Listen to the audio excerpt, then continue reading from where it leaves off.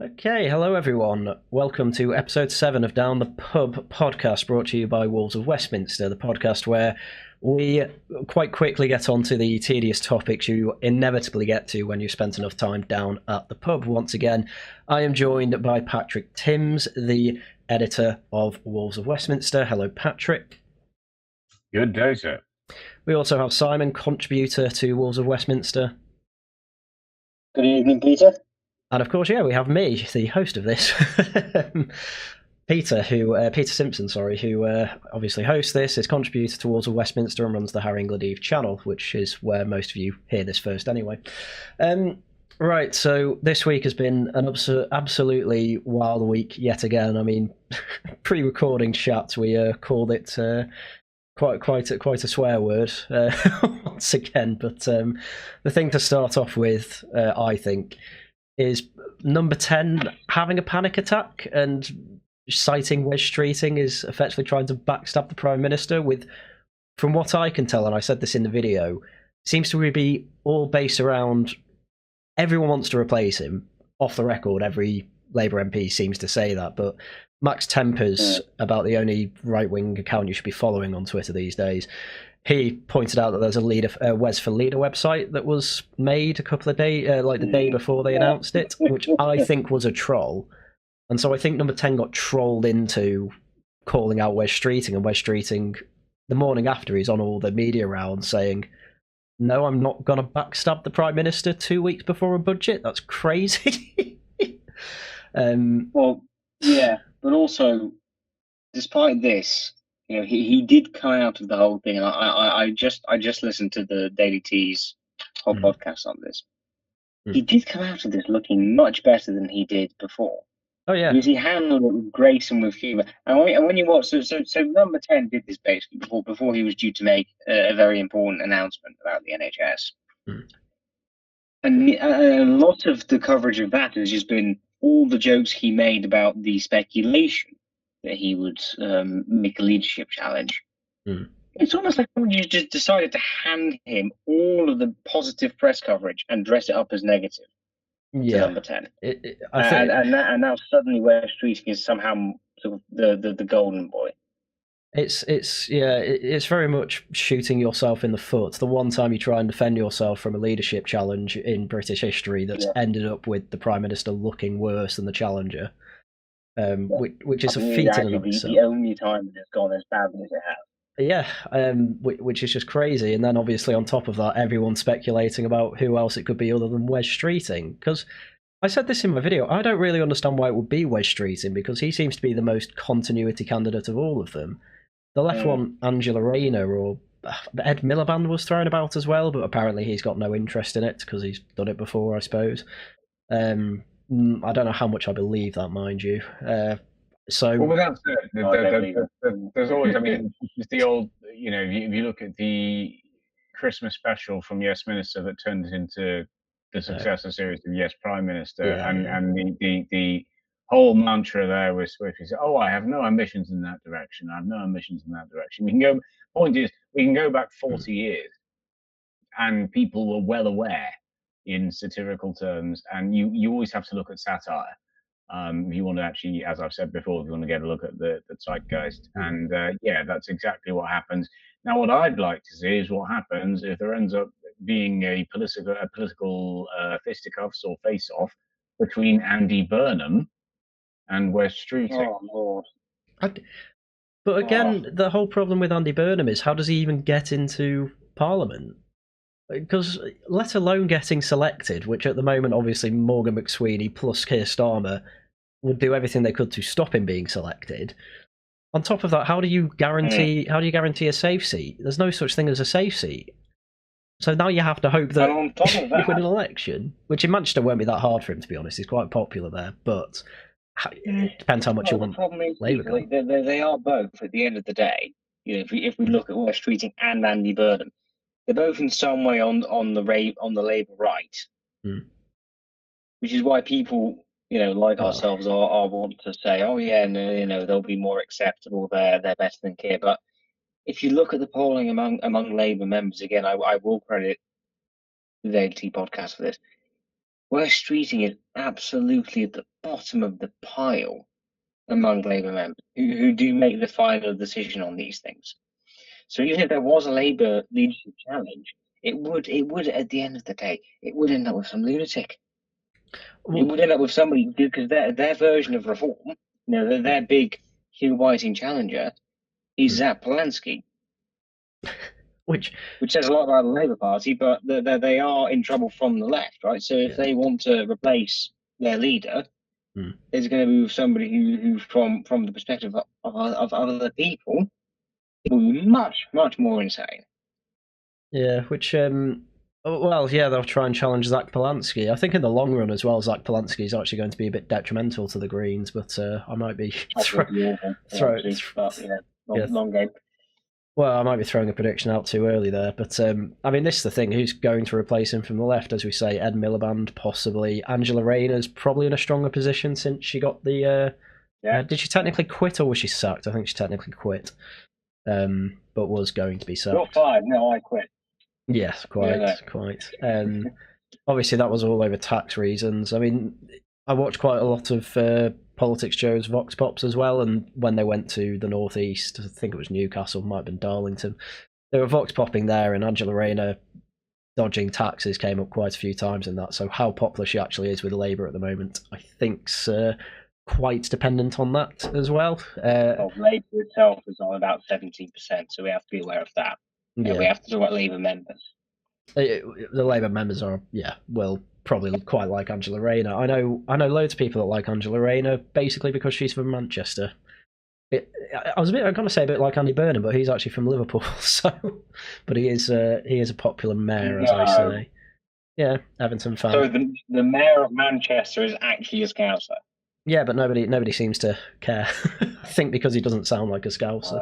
Well, that's. I mean, living up in this area, you don't want to. You don't want to confuse those two. No. You certainly don't want to when football is involved. But I recall it. I mean, when was the last time there was a major Labour leadership election? It was when Owen Smith challenged Jeremy Corbyn back in 2016, and that failed because the Labour Party is nowhere near as good as the Conservative Party at self-decapitation. So it's one of those where we don't really know where exactly this is going to go now, but what we do know is that some kind of challenge is probably coming, and the speculation at the moment you can read in all the papers, the Guardian, the Telegraph, the Times, you can read it in the Mail, the Mirror, everywhere, is that a leadership challenge is probably coming, and the speculation seems to be, is it going to be after the budget on the 26th? Or is it going to be after the May elections? But it would next May elections. But it would certainly seem that at present, I think from the briefing coming out of Downing Street, what we're seeing is that the number 10 operation, as well as the number 11 operation, is spooked.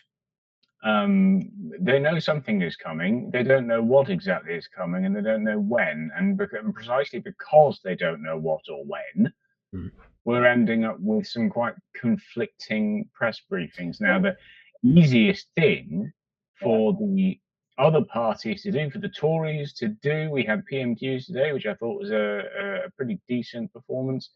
Well, no, we didn't. Sorry, I had it yesterday. Yesterday, yeah. Yeah.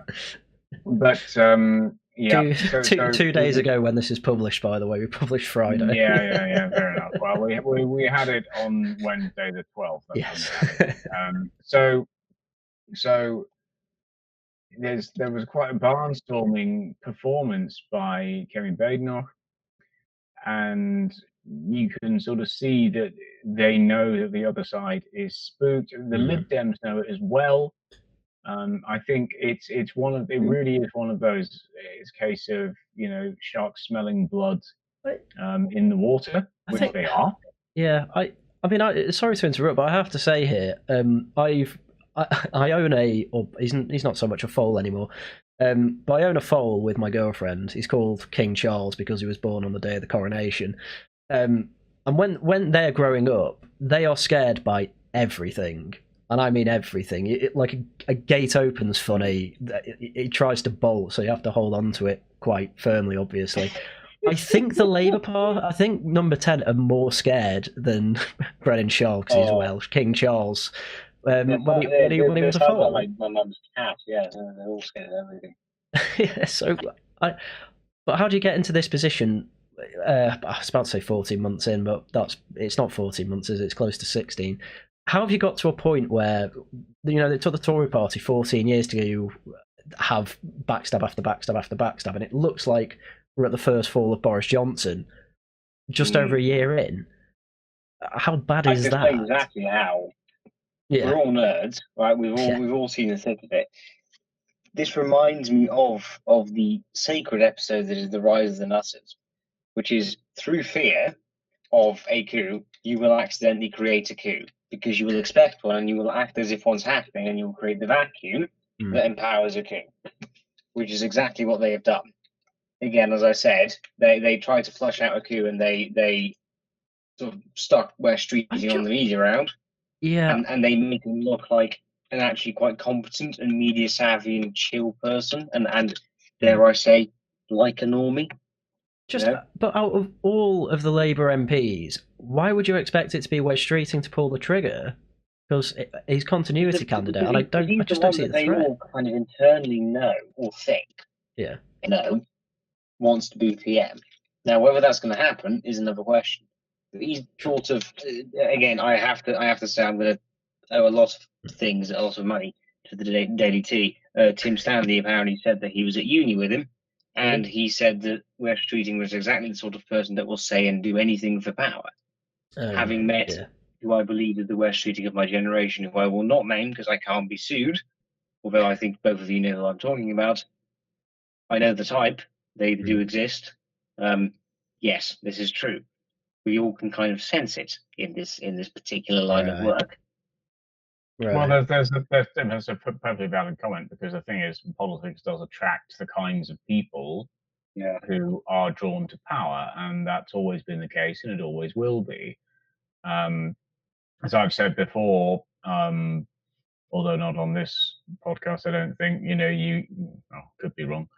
You have the analogy of the black hole, whereby, if you're falling into a black hole, you are inexorably, once you pass over the event horizon, you are inexorably drawn towards it. You have no exit from that. But interestingly, from an observer's point of view,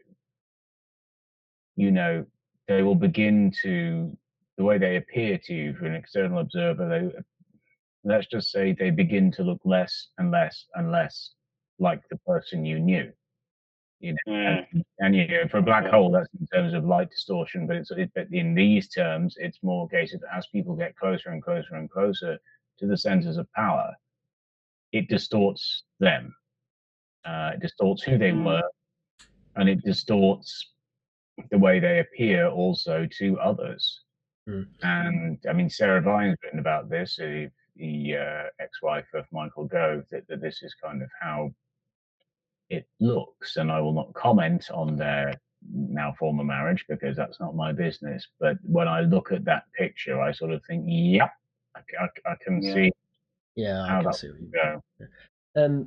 There was also, I can't remember what it was recorded for, but James Heal of The Spectator posted on Twitter of a montage of MPs all predicting who would be PM in 10 years. PM in 10 years' time, and at the end of it, hang on, I sent this to you. Yeah, you did. At the end of it, though, Wes Streeting he just pauses for a while and says, "Probably me." So, I appreciate the honesty, but it shows you what kind of person he is, right? Because there are two types of people that are open about it. It's the people that you kind of know and you respect for it, and the people that you think are massive scumbag. I'm willing to suggest that Wes is firmly on the former. Yeah, Wes is more of a sly fox than he is a ambitious lion, I suppose. Well, what you've got to bear in mind. I heard something else then, but I do so. Yes, I put it quite nicely. Well, what you have to bear in mind here as well is that and you've seen this plenty of times on the Tory party side of things as well. Rishi Sunak, who basically became PM by default. Mm-hmm. I mean, he didn't win the internal leadership election, and it's just one of those where, oh look, I'm the Prime Minister now, because and I can see that with with someone like Wes Streeting, I can actually see it. It's sort of like, oh, I'm the PM because I'm the least worst candidate. I mean, honestly, this does happen. It just usually happens on the other side of the coin, but it's not impossible for that to happen within the Labour Party as well. No, definitely true. I suppose I was unaware of how ambitious Wes Streeting was. It looks very odd when that's the continuity candidate, but I suppose the point about Rishi Sunak makes sense. He ultimately is who brought down or helped bring down Boris, and eventually became PM after obviously Liz Truss got ousted. Though that was more her fault than anything Rishi Sunak necessarily did. The main difference I will quote, the main difference between Wes Streeting and Rishi, I think, is that Wes Streeting is the kind of person that wants the satisfaction of getting it properly, either by election or by election of just Labour members. Yeah, I don't think he would ever try to coronate himself. No, but I don't know if that's even possible in the Labour Party, because of there's probably some backdoor mechanism there. Their constitution. I mean, part of the reason they're bad at regicide is because it's harder to actually regicide. Because obviously with the Tory party, it's just sending a load of anonymous letters to. It was Sir Graham Brady. I can't remember who heads the 1922 committee now. But in Labour, you need 20% of the MPs, and they need to say who they back. 80 MPs, so I think it's about 20%. But they also, but they can't do it anonymously, and they have to say who they're backing, which is actually two quite good ways of gatekeeping it. No, yeah, maybe not. Yeah, so they're not. It's not anonymous by any stretch of the imagination. So that puts you at risk. And as I say, that seems like a very good way to disincentivize any sort of coup. But still, Number 10 seem to think there's one coming, and absolutely every journalist I listen to almost knows there's one coming. So it's a matter of when, not if. And if I was a betting man, I'd probably say in May. But I've been wrong. I've been wrong before. So. Well, there we are. So perhaps that's enough of that one, maybe. Because like I say, it's one of those where there's not much to say at this point because we all know something's coming, but nobody knows what it is. I mean, Number 10 certainly doesn't know what it is. So we will wait to see. Yeah. On the outcome. It's all very good drama, though. Shabana Mahmood resigns tomorrow morning or whatever. I mean, she might. Sorry, you go first. It is one of those where sometimes you do actually think you're writing lines for for the House of Cards or for Yes Minister or for something like that. I mean, you literally could be writing. I guess it's one of those as I can write you the script now, but then it's actually playing out in front of you. And you thought like, yeah. And then we get investigated because where'd you get all these sources? We just made it up. So at least this is a situation you can write, as it turns out. But I was going to say, Shabana Mahmood resigning tomorrow. I mean, that's got slightly more likely with the second migrant we sent to France hopping back over. Mm-hmm. Once could be an accident. Second time, this just isn't working. And I think I've even heard off the record quotes from Labour MPs who said basically the Rwanda plan kind of makes sense now that we're seeing how bad this is. Which makes it all the more frustrating that they got rid of it. But we've gone through that before, and there's only so many times I can get angry about this before I just have to laugh. So I'm at the point of laughing. I mean, sorry, I have to just say this because it is on my mind, and it will always be on my mind. Do you remember that meme of Barney Gumble from The Simpsons getting chucked out of the bar and immediately finding himself behind Mo? Yeah, I've posted that. I should have posted that meme again. I actually made that meme because I talked to my brother about this, and he referenced that meme as well as you. So I ended up making it and posting it, and it didn't go viral. I was very annoyed. So I should have posted it again, but I forgot I had it. It's so common. It's happened 3 or 4 times now that different people have made this specific meme about this specific situation. I mean, everyone knows it's ridiculous. I mean, I know we've gone off the topic now, but I asked my brother, who would you rather have than Keir Starmer as leader of the Labour Party? He just said, I don't care. It's all so bad. He just doesn't care. He just wants it over with. Yeah. That's preferable than all of them, as far as I care. But people are so people have been apathetic about politics for some time. Some people were slightly excited the Tories were going. Now it turns out it's all worse. And speaking of worse, obviously we had economic news today, which has not helped with the news of the budget either, because there was a contraction in September of 0.1% for that month. Overall, for the past 3 months, it's been 0.1% growth. That's overall GDP. For GDP per capita, that's probably a recession. And obviously, the whole point of the budgets that were set out at the start of this parliament, it was assuming that you'd have much more substantial growth than that. But what do you expect when you tax people to work and employers to employ people? You get less productivity. Madness.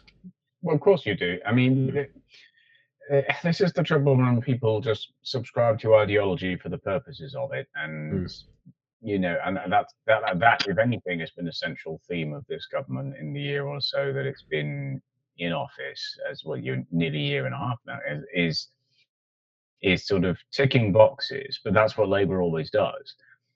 With that said, some people would have directed a similar complaint at the Tories over, indeed, as what we were just talking about. We don't need to go back to that because we've done it. But the Rwanda thing. Yes. I mean, what did Sir Keir Starmer say on the first day? He said, and in fairness to him, he said, "I will abolish Rwanda on day one." And in fairness, he did. You know, because that to him was a gimmick. But what I would say to the man who accuses others of gimmicks is that, I mean, look at just about everything else you've done, you know, since then. I think much of that can be considered a gimmick as well. So it's quite literally, in some senses, one might say, just like the immigration deal, one in, one out. You know, well, actually, what have we had in this country, in British politics? Well, we've had, well, opposite way round, I suppose, one out, one in. And what difference are we seeing other than it's got worse? So it's you know, there are some parallels there, perhaps. Yeah, I did also find it funny that a lot of Labour activists were celebrating on Twitter because, oh, look, 5 days in a row, nobody's come over. Look at one in, one out working. And then the week after, it was about 1,000 a day. And it's all down to the weather. No. Yeah, it was crazy. Another thing Labour activists have been saying is, oh, to be fair to Starmer, he's largely delivering. And they have this graphic where it's about 25% stuff that he said he'd do already done, another 25% on the way and looks like it's going to go through. And the rest of it is a mix of stuff that's on the way but looks like it's going to be cancelled, it's cancelled. And so it's like, oh, in a year, he's delivered 25% of what he wants. To which I always reply saying, yeah, and we've got 5% unemployment, we've got no growth. What you're saying is that you have to say that what the situation we're in is delivered by Labour. You can't blame the Tories anymore. And I'm noticing they're struggling to blame them even now. Despite in PMQs, oh, your record in government was terrible. Yeah, everyone knows the Tories were terrible. They're not second in the poll. They're not even first in the polls. They're between third and fifth, depending on the poll. It's like a three-way sort of coughing babies crap between like Zach Clancy's Greens, someone's Lib Dems, and Kemi Badenoch's Conservatives. It's just insane. And then your party is kind of in a funny limbo where they're either on 0 or 20, no in between, because no one actually knows what your party is meant to be. Well, I will say on your party, Politics Joe again, they did a... Not my party. No, it's your party, not mine. Well, the funny thing is that when Politics Joe did the report on the soft launch that they did of your party, they vox pop people. Nobody had a membership. Most of them were Green supporters and said they love Zach Polanski. Yeah. I just couldn't understand it. Who is your party? Sorry for the pun, but who is your party actually for? everyone who would think of voting for them is already saying Zach Polanski's really good, I'll vote Green. To you, to me. Yeah, so it's I mean, everyone calls it five-party politics, which it kind of is, but there's one common denominator with who the winner and the second place is going to be, and it's Reform or someone else. But it's quite clear. But it is quite clear to me now that the both Labour and the Tories at PMQs are trying their best not to mention Farage anymore, because he was mentioned way too much. But now the problem is everyone just... It's like a ghost behind both of them every time it's at PMQs or any sort of interview. You know who you're losing to. And the problem is that if you mention him, you're damned if you do and you're damned if you don't, as Starmer or Kemi. If you mention him, you're clearly too worried about him. If you don't mention him, you're ignoring the elephant in the room, which is a very funny time for politics. As people say with elections, this is the thing, isn't it? It's yours to lose. Yeah. And the next election, whenever it is called, it's Labour's to lose.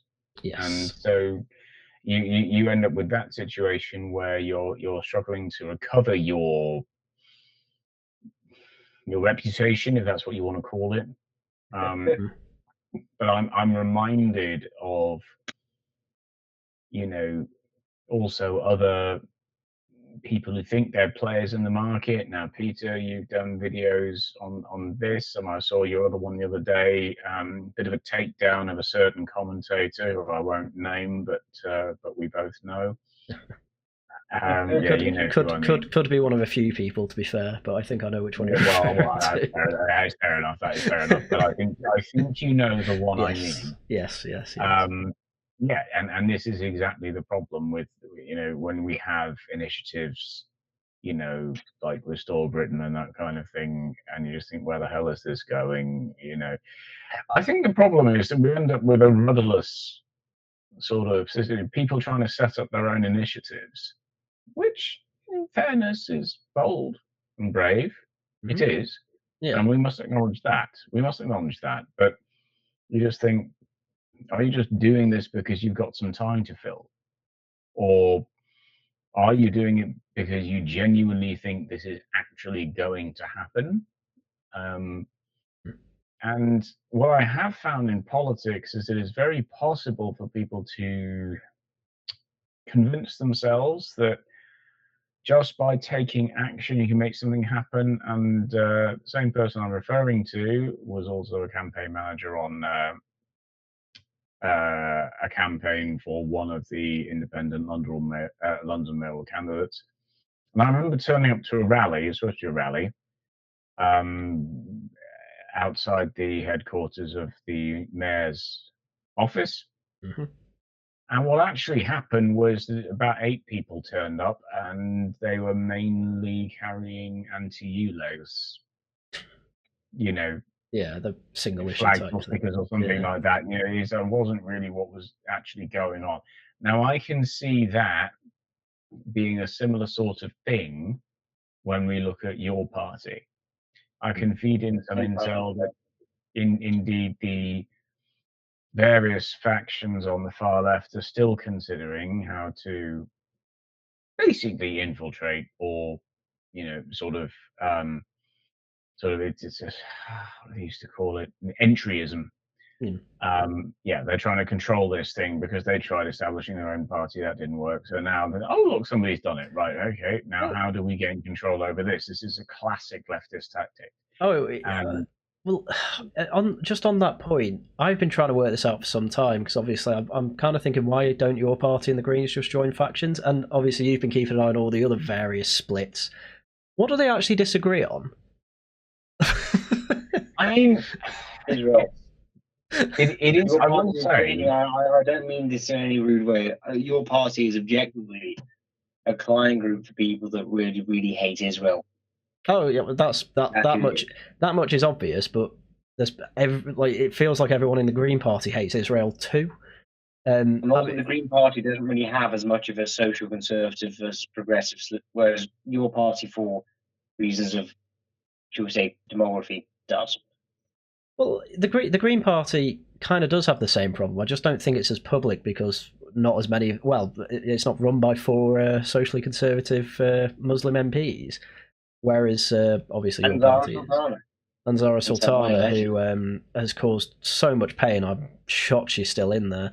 But it's the split between the sort of Gaza independents and Jeremy Corbyn and his mate. Well, did you see that Jeremy Corbyn got called a Zionist? Jeremy Corbyn. Yeah, that was insane. And this is what I mean. What do all these people actually disagree on? Because they seem to have two issues, which is no homelessness, and then at the same time, destroy Israel. It's like when a Zulu historian called like Farage a sort of neoliberal, pro-immigration figure. It's like, are we listening to the same stuff? Do you know what is going on? I mean, the extremes of either side they don't seem to be coherent at all. So I'm assuming it's the same on the far left. Well, I assume it's the same on the far left. It's got to be really small minutia within, if it's even policy or theory or whatever, because I assume they're all Marxists. I assume they're all anti-Israel as well. What's their issue? Can I just nip in here? They fall out very regularly. I will say that. Because, I mean, the ones who would identify as communists and the ones who identify as Marxists actually hate each other. No, they do. No, sorry, I'm laughing because my head goes, aren't they the same thing? Yeah, so and of course then within, and this is, I'm not saying this doesn't happen on the right, it most certainly does. It does, yeah. You have the free marketeers versus versus the other branch of the libertarians. Then you have the social conservatives. Then this happens all the time. Yeah. But what's interesting is that they genuinely do seem to have this falling out and this hatred of one another, and inability to get on with one another. If anything, it's almost heartening in the sense that at least it shows you that humans are still humans on either side of the spectrum, and that's where you end up. As I've said before, we are what we learn, and we learn what we live, and what we live becomes our politics. But alongside that, we also have the intrinsic human interest of partisanship, tribal inclinations. So to finish off, the whole thing with, in some of the investigative work that we've done at Wolves, what's funny is when it's not funny to me anymore because I've seen it that many times. Let's say you're in a group chat that's about anti-immigration raids, and suddenly you see random stuff shared into it that's actually to do with pro-Palestine stuff. It's got nothing to do with the actual subject content of what that group is about. Yeah. But what they'll do is they'll share that kind of stuff with each other because they know that all of them are on the same page. They know that. And therefore, there's a very clear pattern as to what we were saying earlier with, all of these people seem to have certain shared ideologies. Ideology, opinion, goals, worldviews, and actually they will, it's a bit like, now people may be aware of young reporter Stephen Edginson. Now, when he was much younger, when I knew him, and I remember him interviewing Julia Hartley-Brewer actually at one point, and we should probably talk about this next actually with what's happened with Mike Graham. And so this is years ago, but he was interviewing her about the all these climate protesters, and she said, look, it's their social life. This is what they do. This is what they do, and they're all of a similar mindset. And they know they are, and there are lots of goals or ideologies that you can clump together on the left, just as there are plenty that you can clump together on the right. So it's of no surprise, really, that you find the same kinds of people in the same kinds of group chats, organising the same kinds of protests or events or whatever it is that they're doing. I'm just never surprised anymore. Oh yeah, obviously you think that. You know, it's well, it's one of my favourite Jordan Peterson interviews. I know he's gone downhill. I feel like I have to say that every time these days. But he did an interview with, I think it was Helen Lewis on GQ, and it was about a 3-hour interview. And he just said at one point, I don't really care to ask you questions because I know what the answer to any question about ideology is going to be, because you are an ideologue. And it's the same with a lot of people. I mean, we can touch on this, but a lot of people have been counter-signaling Ben Shapiro today, and yesterday, in fact, because he was on trigonometry, and he made a point very early on in the interview. If it's too expensive to live in New York, you move. Which is such timeless wisdom. I don't know why it's controversial whatsoever, but a load of people who 4 years ago were saying move out of blue states, go to red states because they're more, based conservative, whatever you want to say, are having a go at him because now it's all about, you have a human right almost to live near your family, which I think I know so many people in my own family and friends who have moved away from their family. I just find that absolutely absurd. And I'm aware of the history of Britain, where at the height of our empire, we had net emigration with hundreds of thousands of people moving to the other side of the planet to Australia. And it's just good financial advice anyway. If you're living without your means, you will have to move. But Connor Tomlinson did a whole hour-long rebuttal of this, where he basically had a go about immigration for an hour. Now, the funny thing about New York, it's had net emigration of about 500,000 people for 5 years. So immigration is not the reason they have a housing crisis there. The reason is because, a lot like here, though obviously immigration's a large reason that house prices are going up, is because they don't build anything. The regulations are too tight. But you saw that all over the place, and everyone was in agreement. So I made a video, again, an hour long today, saying, let's stop the victim mentality. The leftists are always going to win on that front. And I've had people telling me, actually, it's a human right to live near where you grew up and were raised. I'm sorry, if you have to work for something, it's obviously not a human right. Basically, everyone on the right agrees to that. And I'm sorry, sometimes you do have to move for work, for a better life, with your wife or whatever. Yeah. So, and as you say, it's not just a left problem. As you say, it's a social life on the right. A lot of people will bleat the same things. They'll echo points from people who are higher up that social hierarchy, which, the man you mentioned before, who I did a video on, the whole point of that video was to say, oh, I used to kind of be in these social groups. I know what these talking points are. I'm kind of amazed that they're still being made 5 years later, when I thought it was all nonsense and left that circle. Well, can I just... No, sorry, Patrick, I have to say, Peter is being very offensive. You are entitled by law to live within 2 miles of the Westminster Arms on the government paycheck. Maybe if I become an MP. Well, maybe that's why some people do. Yes. But because it's their social life. It's the same sort of thing. But I think the reality is that obviously we do have the tribal thing going on here, but it's more, I think, the kind of case. I shall cite a point made by said gentleman that we have already mentioned.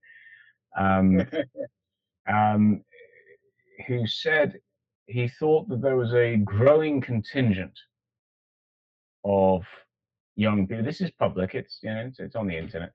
A growing contingent of young people who are starting to think more, like him. The reality is there is, in fact, a shrinking contingent of said kinds of people that he's actually willing to hang out with. That's why he thinks there's more people who think like him. That is the reality.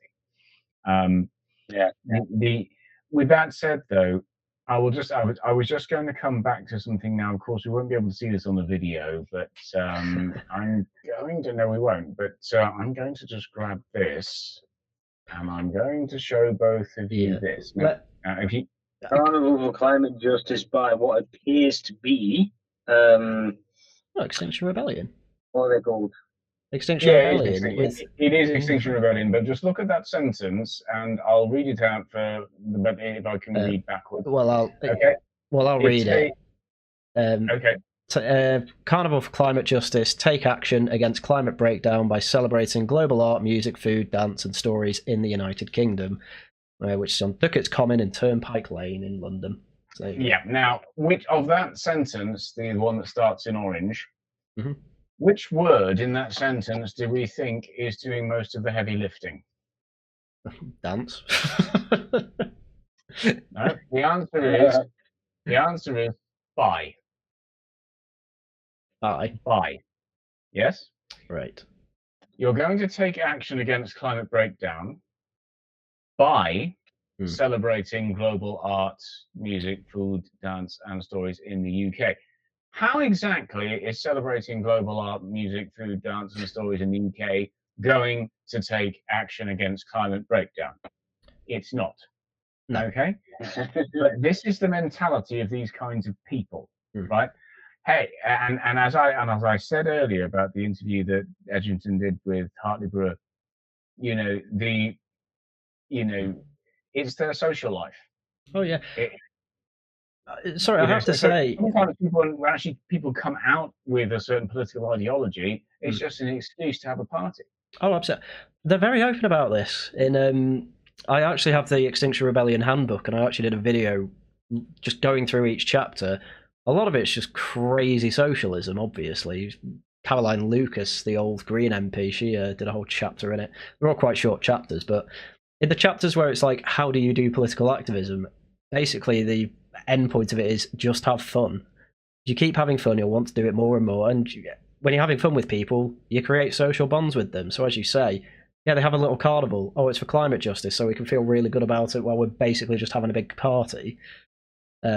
Which obviously both the left and right do. I've been to, I hate to say it, I have been to far right events like this, and I would never go to them again. Luckily, it was before Hope Not Hate got to them. But honestly, there's a group of friends that I went with, and we all basically said to each other, never doing that again. The bar staff thought we were all weirdos because the people doing speeches kept bringing up Julius Evola, Lenin for some reason at the same time. Why Julius Evola and Lenin being mentioned at a Green Party event? Well, you'd probably get away with it if you didn't start it off by quoting Julius Evola. For those who don't know, Julius Evola, when he was in court after World War II, referred to himself as a super fascist. So Julius Evola was an uber chud. Yes, he was a very strange man. But as you say, the left wing will have their weirdos that they quote all the time as well. In fact, there's a lot of overlap, as it turns out. But people really like Lenin because of the whole elite vanguard thing, which only really worked. They weren't called National Socialists at the end of the day. Well, there you go. As you say, a lot. Luckily, I don't think a lot of them are actually cut out for getting anywhere near power. I've gone through videos before of people who at least flirt with these types of people on the right are trying to take over the Tory party, but I cannot see the Tory party relaxing enough to let people like that in. And Reform have obviously already got rid of a few of them too. In fact, Connor Tomlinson, he's been cancelled by Spectator. He's also been cancelled by Reform. I think I made a tweet about this today, but to succeed in politics, you just have to not be a weirdo. There's a lot of people that fail that basic task. Just, maybe stop hating brown people. Yeah, well, I mean, I'm actually out of field suggestion. In some senses, I'm actually going to disagree with that point because most of the people I've met, seriously, I am. No, sorry, which one? Which one? The notion that you have to not be a weirdo in order to succeed in politics, because most of the people I've seen succeed in politics actually are weirdos, and so it's one of those where I would almost go so far as to say the absolute opposite is that sometimes I think actually you do have to be a weirdo in order to get anywhere. Yeah, I need to refine the point a bit, but I suppose it's to the point of being a weirdo of being very off-putting, I think is a better way to put it. You have to not be off-putting, which a lot of people are. But yeah, you're right. Keir Starmer, a bit weird. I wouldn't say he's off-putting, but then you've got someone like Andrew Bridgen, bit weird to the point he's off-putting. Yeah, exactly. Exactly. Well, I mean, and yeah, I've met him, and yes, but at the same time, I would say, you know, it's like in IT cybersecurity terms. What do we refer to this as? Is reducing your attack surface. Yes. Yeah. So it is, and I think, to be fair, now one must give the Prime Minister some credit for the fact that he is the Prime Minister. Yep. You see? So, and how has he got there? By being basically as bland as possible, you know? Yeah. So he's certainly got that down to an art form. That much we can say. The man doesn't even dream. Well, I think you could say the same about Rishi Sunak, if we're being honest. Fair. Yeah, fair. Yeah, you're right. Yeah. You know? But then, of course, you have the opposite kinds of people who manage to make it work. Boris Johnson. Yep. Now, he is certainly not bland. No. So then we end up with a different kind of politician who gets somewhere precisely because he is not. But those kinds of politicians, they take a while to build themselves up. Yeah. You know, that much is certain. But once they have their sort of brand, those are the kinds of politicians who make a different kind of success in politics. Yeah, I'd agree with that. Well, I mean, Boris Johnson's an interesting case study. He built part of his brand by being, well, his whole brand obviously being a funny, almost dopey man who at the same time can recite the Iliad in ancient Greek. But, it built it up. It's ChatGPT, yes. Yeah. Well, he's still, despite the fact that an awful lot of people on the right absolutely loathe him, especially in Reform because of the whole Boris wave, and I'm honestly one of them, I still find him really funny. And obviously he built it up by being mayor of London during the 2012 Olympics, was massive too. Then he's on Top Gear, then he's on Have I Got News for You a few times. Yeah. Then when a load of journalists turn up at his house, he's in his running gear offering them all a tray of tea. It's a hell of a. I mean, we've said it. I've said it before. Anyway, it's show business. Yeah. It is show business. It's like Hollywood, as we always say. Politics, and sometimes it's so dense you can't help but laugh. Yeah, and sometimes you can do well in Hollywood by being bland. But a lot more of the time, you do it by being very unique and having a very lovable brand, which Boris Johnson still has. Yeah. I mean, Boris Johnson's. I think he's the only person in the Tory party who's more likely to outperform Kemi if he becomes leader. Jesus Christ! Quite. More likely to outperform Kemi. Yeah, I know. Everyone else will do worse, according to the last polling I saw. Anyway, it might have changed now. Like that. I'm gonna. Yeah. Wow. According to my sources, yes, it is. It is actually the expectation amongst certain fringes of the party. Oh, they expect him to come back. Yes. Oh my goodness! I didn't know. I thought it was gone for good. Dominic Cummings is going to have a field day if he comes back. Well, yeah, except that he won't, because he won't be anywhere near the thing. But at the same time, no, but the you then have the loyalists, such as the Conservative Democratic Organisation, which was launched by no less than David Campbell-Bannerman MP, or MEP, as he used to be. And there's definitely a loyalist wing that still exists. But at the same time, you have what we see here is, I mean, this is sort of theatrical politics in the same way as you see with Nigel Farage. This is exactly what they do. Some people manage to, I don't know whether weaponize is the right term, but they manage to actually get people on side precisely because they'll remember them. And, and I mean, someone like me who is a stickler for grammar because I'm a proofreader by trade, you look at Pricewaterhouse. Sorry, I'm hiccuping. It's really annoying. PricewaterhouseCoopers. Right. Now they don't capitalise the W for that, which is because they know that people just like me are going to see it and are going to be annoyed by it. And you'll remember it, yeah. But you'll remember it, yeah. Mm-hmm. So it's one of those where, sometimes, and I think that's the kind of marketing that you could ascribe to the personal brands of both Boris Johnson and Nigel Farage. You see? Yeah. The trouble with Keir Starmer is that he doesn't have any marketing. No. No, and his brand, so to speak, is very bland. Ho ho ho. I mean, we're on the subject of it. I mean, we've speculated who might take over from from Labour, but everyone forgets the Tories exists from time to time. But also, Kemi Badenoch's days seem to be numbered.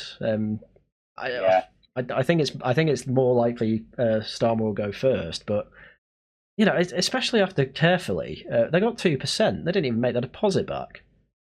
Imagine that on a larger scale. I just don't understand how she survives either. My long-term bet on this is we're going to get May elections, Tories get shafted, yep, and then you get something other than Kemi, and I think it's going to be somebody with no profile outside of politics, no baggage, which will be somebody. I don't know. I think it actually will be Katie Lamb. Well, I've heard from Tory friends that there is a bit of a push within the party to actually get her in the limelight, more or less. Which, I mean, I'm not. I don't really get the big deal around Lamb. A lot of people seem to like her because she's on board with the looking for growth crowd, but I think there's other reasons. I think it's just the Tory Thatcher thing.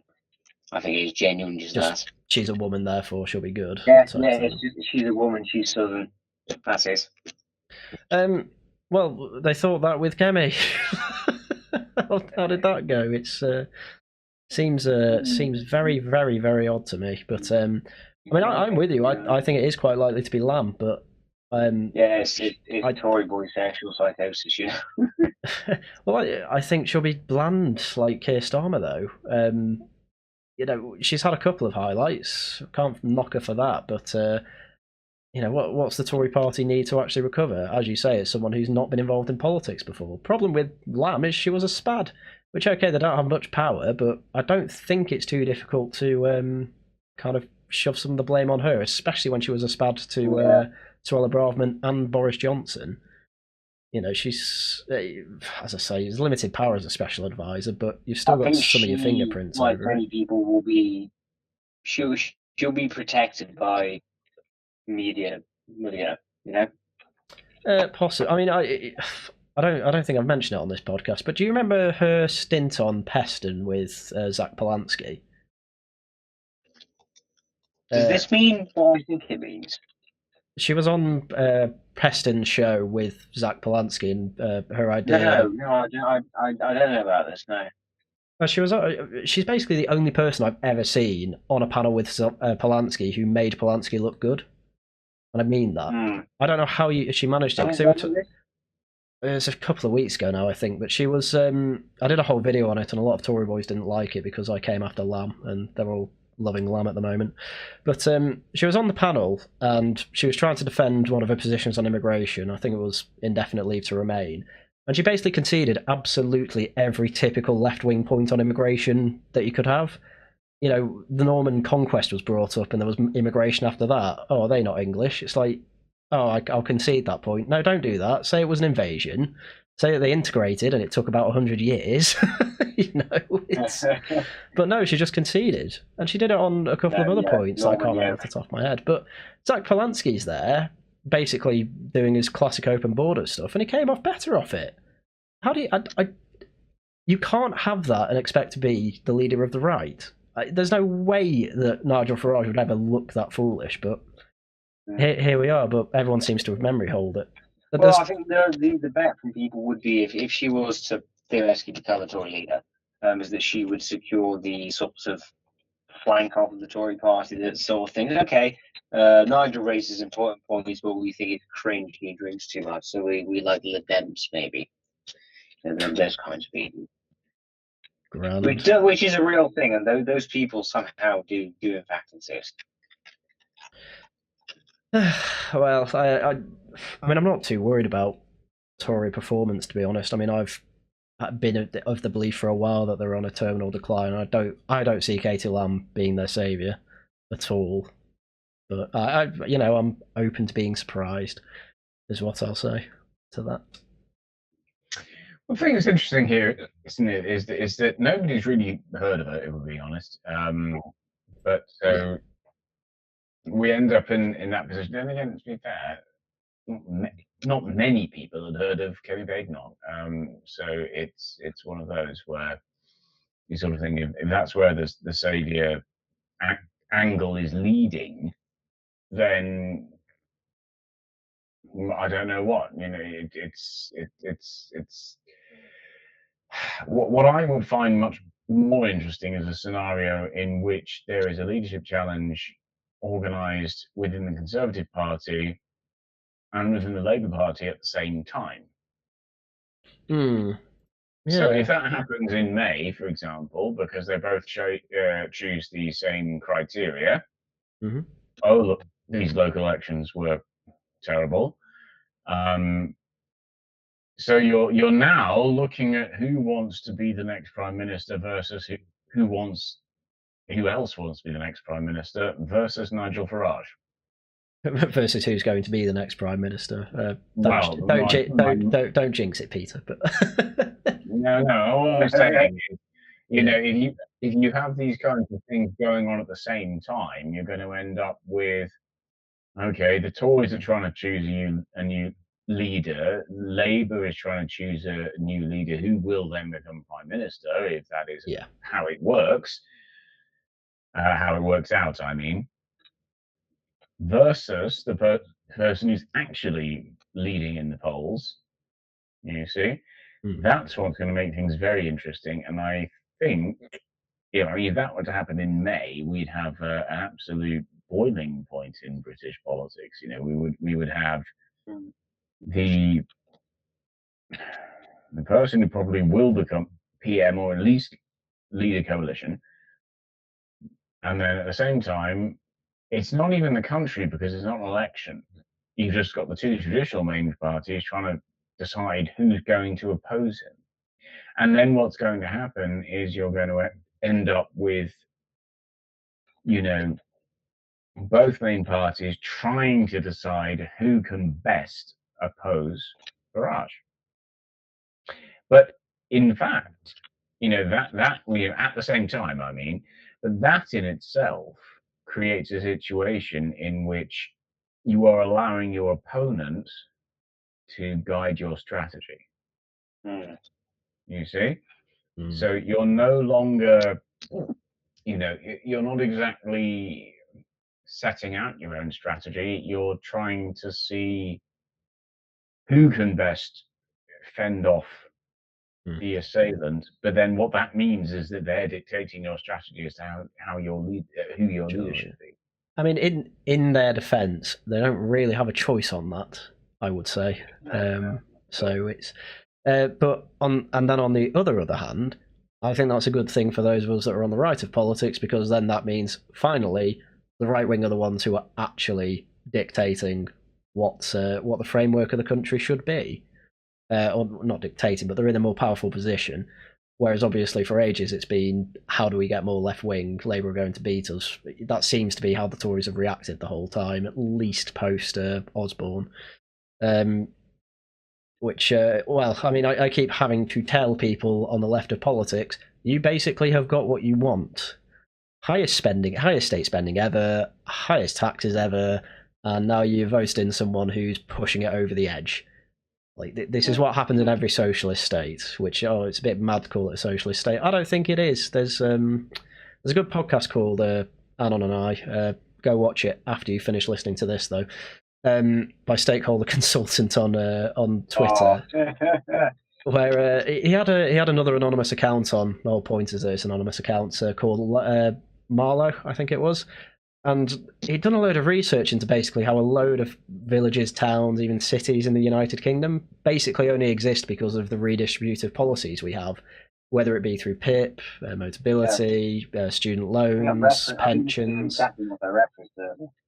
Yeah, and so there's university towns that literally only exist because of how ridiculously lucrative student loans are, which a lot of younger people seem to think that they're shafted by student loans. I don't understand how you only have to pay it off when you're earning, and then it's written off after 30 years. That's the most student-sided thing I can ever think of. I think the people that get massively shafted by student loans are people that are quite middle class. Like if you've got 3 siblings at uni and then your parents earn 60 grand, yeah, you're really screwed. But most your parents are supposed to help you through that. Yeah. And it relies on you having like vaguely rich boomer parents or like 60 grand a year home earning boomer parents. Yeah, sure. And obviously there's a load of social housing in London that seems to go to, I think Somalians are the biggest minority group that have social housing. I think white Brits are quite low down, actually. I think white Brits are the bottom. White Brits are the bottom? Categorically bottom. If we're referencing the same research, we probably are, yeah. With PJ research, I think the bottom is... Yeah, but that makes entire areas of London just fake. It's subsidised by the state for effectively foreigners to live there, which obviously Matt Goodwin goes on about. And so the left kind of already have their world. It's all... An awful lot of our public spending is redistributive. First it's pensions, then it's the NHS, then it's adult and child social care. It really annoys me when everyone thinks we live in this mental right-wing world. We've not been Thatcherite since '97. Even that's too early, actually. About 2002. Yeah, it's more like the 2000s. But it's crazy how we're in this position, but nobody seems to be aware. And I feel like, at least for people I know, it's up to me to let them know. Actually, we basically do live in a socialist state. And this is why Reform are doing so well, and why they came out this week or last week with we support small business. Because ultimately, they're both shafted. Yeah, very important, right? Because socialism, right, is when there's no billionaires, and capitalism is when there are billionaires, right? Well, and if you take all the money away from all the billionaires and you put it into social housing and free energy, that's socialism. Castro was famously not a millionaire. Therefore you're wrong. Well, yeah, I mean, I'd argue political education in this country is absolutely dire. Some people would argue that might be the point. There might be a point to that, but then ultimately you have Tories in for 14 years. What do they do to try and change it? Well, the whole thing seems to be run by the Department for Education, which we went through last week, so I won't dwell on it too much. But yeah, I think I've done my rant there. How the left have won, and nobody seems to have noticed. Worst of all, the left, which means none of them learn a damn thing about policies that they wanted. Oh well. Well, I shouldn't surprise anybody. I mean, this is the thing: when you've got what you want, you've forgotten that you needed it in the first place. Well, or that you wanted it in the first place. This is exactly what happens. Is what they say about don't feed the crocodile, because it's going to come back for more. And it's the same as we're seeing with the trade unions with pay rises. Oh yeah, okay, right, you've given us that one now. Now we'd like another one because we know we got away with it the last time. This is exactly what you expect to see. So the trouble with how one deals with that is quite literally in the word deal. Okay, you do a deal, you say you're getting this, you're not getting anything else, this is what you're getting, and then you need to stick to it. And if you're not willing to do that because you're running on a rolling basis instead of doing it on a static basis, which you should be doing, then you're going to see the kinds of problems, systemic problems that we're seeing at the moment. And that is one of the reasons why this government's efforts to, shall we say, mollify the trade unions has failed, because they do not understand that. They came back for more. The reality being that if you want to mollify people,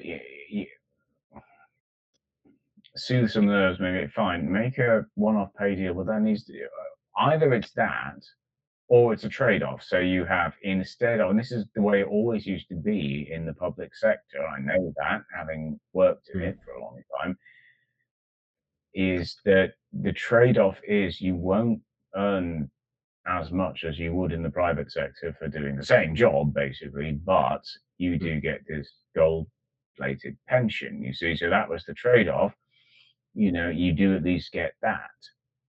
But there is an understanding there, and that is what used to keep people in check. But now it seems to be this rolling basis of more and more and more and more and more. Part of the justification for that seems to have been that, you know, oh, well, yes, but inflation and all of that, and wages haven't kept pace with it. Well, yeah, I get that. But at the same time, it's not as though they've kept pace with it in the private sector either. No, they really haven't. No. No, not at all. No, I mean, I'm sure we all have friends in the private sector. As you say, for perspective's sake, this is not something that's known. But next year, if I start a teaching job, next 6 years, I will get a pay rise, and by the end of that 6 years, under UK law, I have to be on 46 grand. And that's without the recent inflationary pay rise. And that's with what, 6 weeks holiday in the summer? Yeah, 6 weeks. 6 weeks in the summer, and then like 3 months. So I think at least 9 weeks, if not 11, which I think is, you know, a pretty good deal considering the fact that all my friends that are doing private sector low-level financial work, basically on the verge of chucking themselves off a bridge. The thing is as well with that, Simon, it's still probably more lucrative to go and teach abroad. Yes, it is. That's the funny I have thing. a friend who is teaching abroad, and I can tell you it's quite lucrative because he doesn't pay rent and he lives in, well, actually not a very nice country, but it's still pretty good. The point I'm trying to make is you do get bang for your buck in the state sector if you know where to go. And it's still not good. That within 6 years, will just, even if I do nothing, I just do the bare minimum, I will still have to, by law, end up on 46 grand. Is it really okay? I mean, it's a totally broken. I mean, everyone I know in the private sector is very, very envious of people in the public sector, and why wouldn't you be? Problem is, well, I mean, it's completely unsustainable. So, speaking as someone who's looking for a job, we don't do as much, but we earn not as much, right? But we earn good money for doing much less. Speaking as somebody who is looking for a job at the moment,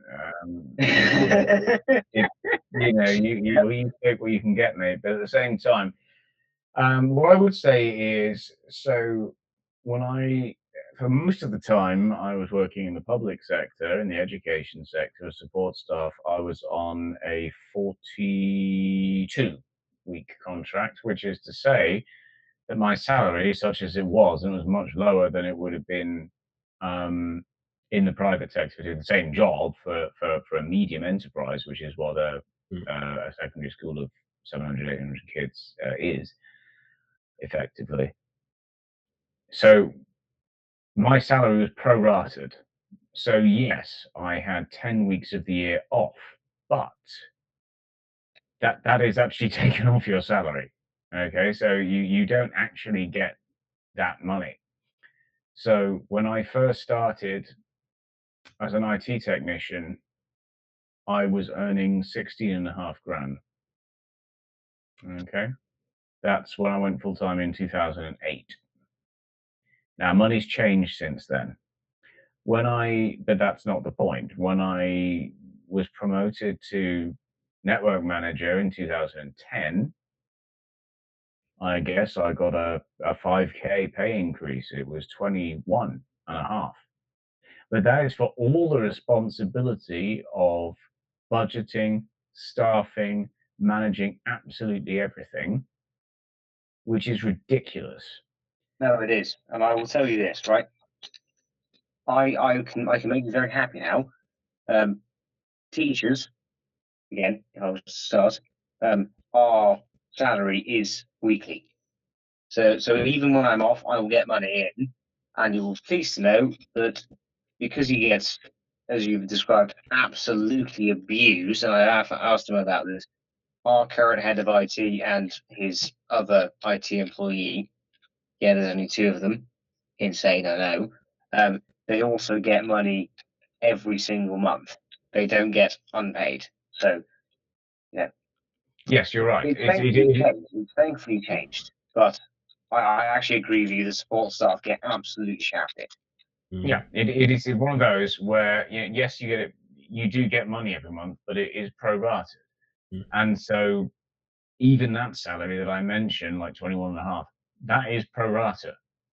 Okay, so and by the end of that time that I was working there, which was almost a decade, and you know, and that was only because I fought the county council for 7 months to get a pay grade increase on the spinal column points. I was on 28.5, and what that meant was that and I was at the top of the pay spine. It would have gone no further other than any other pay spine increases, which would have been about 1%, you know, something like that. So the reality is, and I always say this to people, when people say, and a lot of people like to say, oh, the public sector lot, they get so much money. No, not compared to what they would be getting in the private sector. This is very much the case, especially because you're in IT and because IT is actually really lucrative.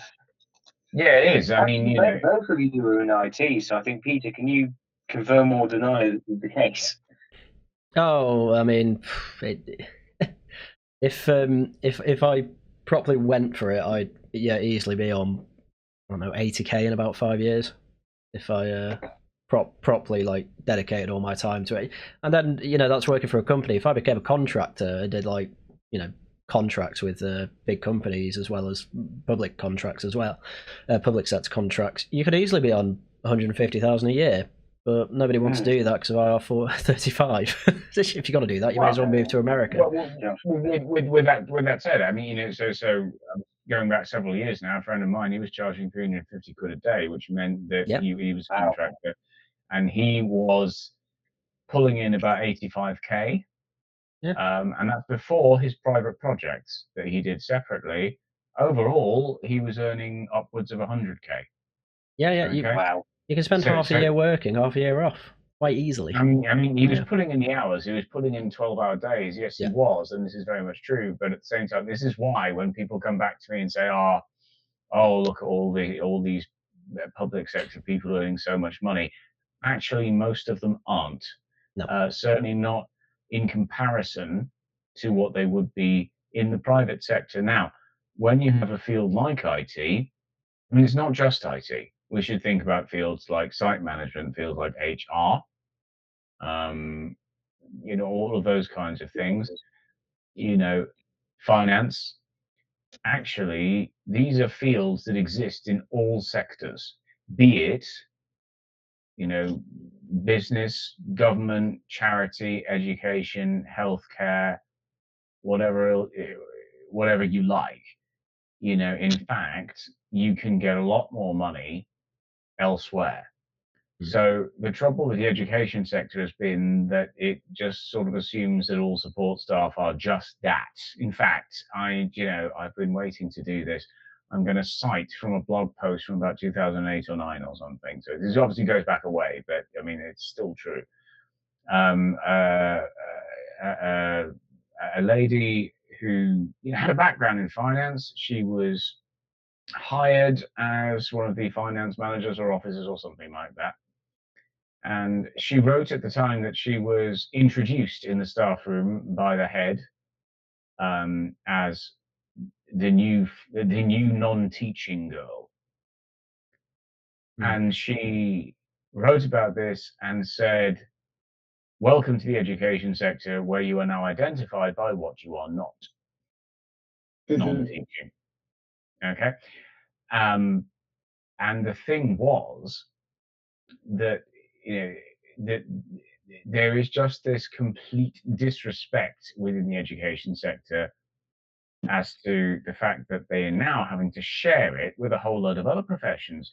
With all of that being said, you know, look, if you go back 30, 40 years, something like that, the teachers, they did everything.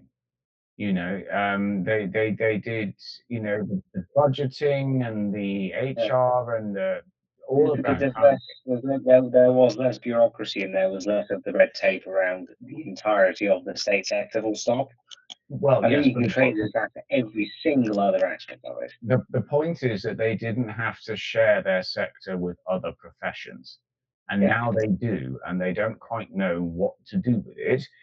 So, I mean, and there's another very good story. This is not my story. This is one that's been shared with me with someone else by well, I'm just going to say someone who relates that there was another person who went to apply for some sort of job, and nobody seemed to be there on reception. And she scoured the place, and she went along, and she found the kitchen lady, who was preparing the meals, and she said, "Oh, I don't know, how do I get in contact with the head? I was supposed to meet with the head," and it was the head.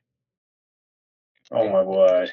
Okay, so the thing is, in the education sector, people, you know, the teachers, they've been used to dealing with having to do everything for ages. Then there's been a sudden influx into the sector, from their point of view, time-wise, of all these other professions, finance, HR, IT, like I say, site management stuff, all that kind of thing. I mean, when my mother was teaching in London in the 70s, she said to me, well, the people you don't brass off are the caretaker and the secretary, because they can. That's the main advice I've received, to be honest. So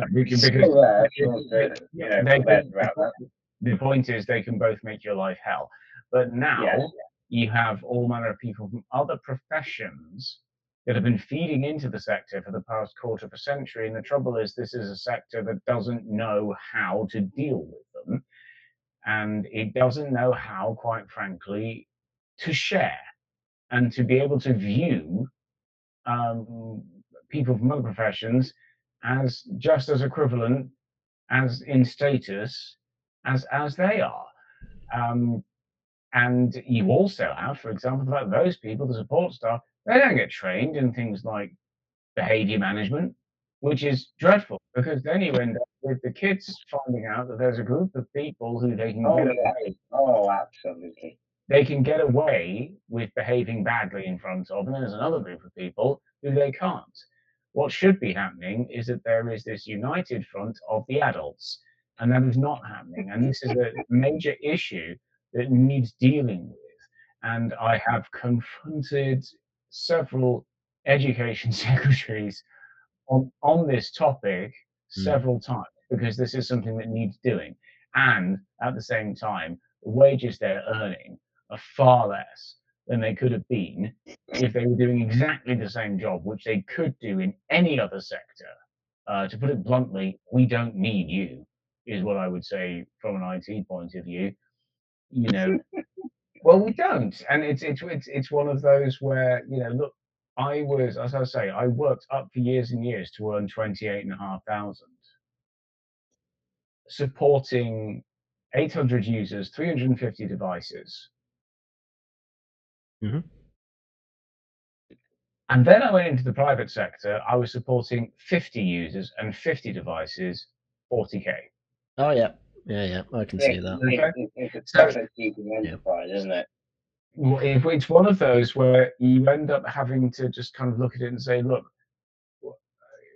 when people come along and say, oh, the public sector has it really great, no. It's only certain jobs, and the reason there's such disparity here, IT very low paid. We are a protected group, right? We are, in a way, a self-selecting group of professionals, quote-unquote professionals, who choose our own salaries, choose our own work hours, because we effectively control the unions, we control the people that bargain with the government, and we make active choices that screw over other professionals in the sector, like IT, like Patrick. Well, realistically as well, there's no, because it's public sector, there's no real price signalling. It's not really a market, it's a state monopoly. Yeah.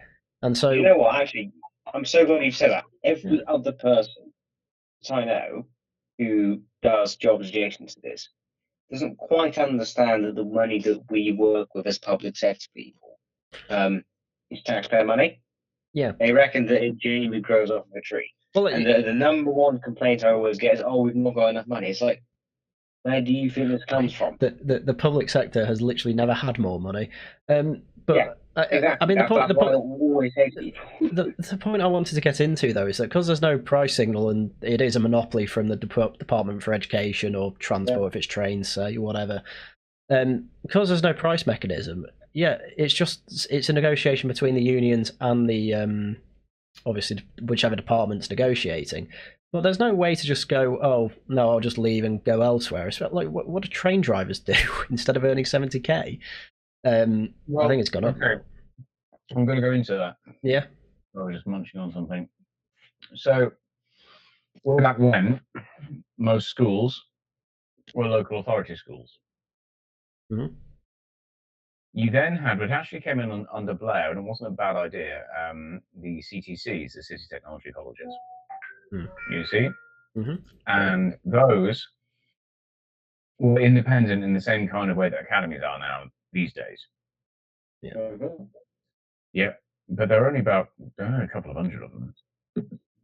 Then Gove got in, nicked the idea, and decided he wanted most schools to be academy, which meant they could do all kinds of things like set their own pay scales.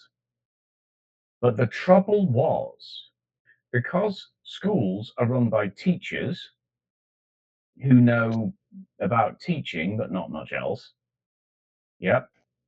they didn't understand about market rates for other kinds of professions.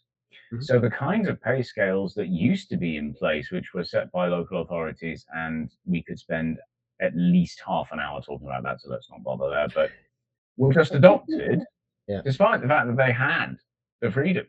They had the freedom to change this now, but they didn't, because they didn't know any better, basically, and also because they're having the budgets cut left, right, and centre. And this is where my leftist flank comes into play, and it does. School budgets. I mean, I have been a budget manager. I have sat there going down line by line by line. What can we cut here? What can we cut there? I've done it. Got to be brutal. Yeah. Yep, I've done it. Yep. So it's not that I'm not aware of it. It's more a case of saying I understand where we can't cut the budget. So okay, so now we've had to. But my point being, people didn't really seem to understand that actually, if this person who was, say, an IT professional went into another sector doing exactly the same job, they'd get far more money. And then you think, well, you're getting what you pay for at the end of the day.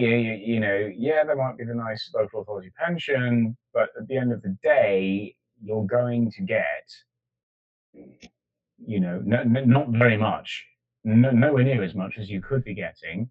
And you're also having all the stress of the fact that you're the only person who understands your segment of the organization. So whatever, as I said earlier, whatever you haven't got, they don't get. So what I would say to people as a message is, can we please stop with this idea that all public sector people have just got a gold-plated deal? Actually, no, they haven't. There is a problem with executive pay at the top of public sector. Yeah.